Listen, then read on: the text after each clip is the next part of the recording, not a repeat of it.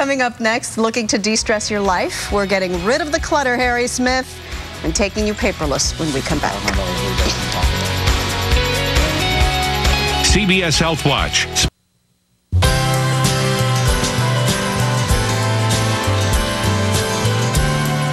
We can all use some help in this era of information overload. It's time to dump all the documents and papers in your life. And here to help, the former chief information officer at Google, Douglas Merrill. He's got some great spring cleaning advice in terms of how to get organized. He's put it all in a new book called Getting Organized in the Google Era.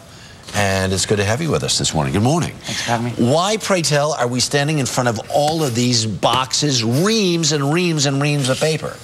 The average American goes through 750 pounds of paper a year. That's 5 full trees.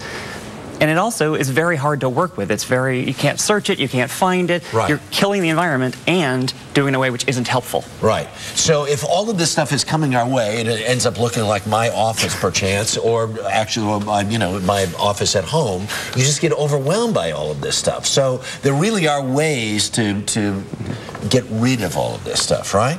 In the last year on the internet, we've created enough information to fill 5,000 copies of the Library of Congress.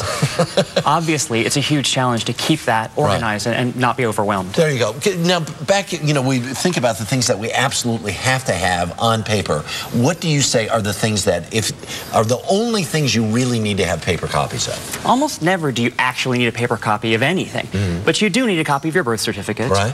You need a copy of your marriage license. Right. And you need a copy of your will so that people can find it. But other than that, you really need almost nothing on paper. Those are so you don't need 5 filing cabinets. You need one thing with a little slot that has that stuff in it, right? I have 1/2 of a filing cabinet in my office. 1/2 of a filing cabinet. All right, well, let's move over here and let's try and figure out how we should proceed then. So I've got my birth certificate, my marriage contract, and my last will and testament. What about tax returns? We've done these segments so many times before. Aren't you supposed to save tax returns for like 7 or 10 years? The length of time you have to save a tax return varies a lot based on your situation. So go look at your tax advisor and ask that question. But regardless, when you're done with them, you don't want them lying around. Right. Almost 16% of all security problems in 2007 were from people who took a piece of information, printed it out, and then threw it away without shredding it. Wow. So that's where a lot of identity theft comes from. Right.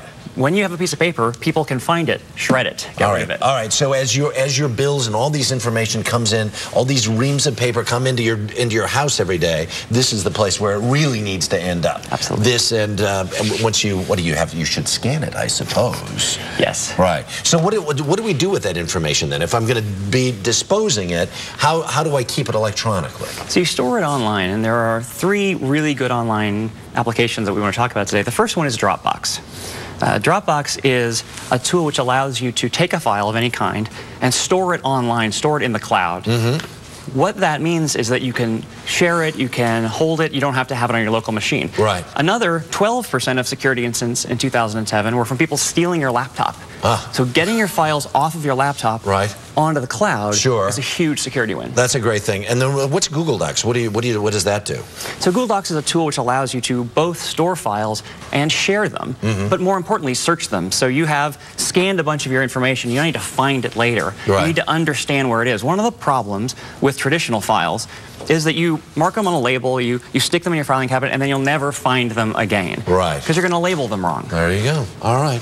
It's a brave new world out there. I'm going to trust that everything you said is absolutely correct. Douglas Merrill, thank you very, very much. Still ahead, they don't call it puppy love for nothing. We're going to show you how to pick the perfect puppy for your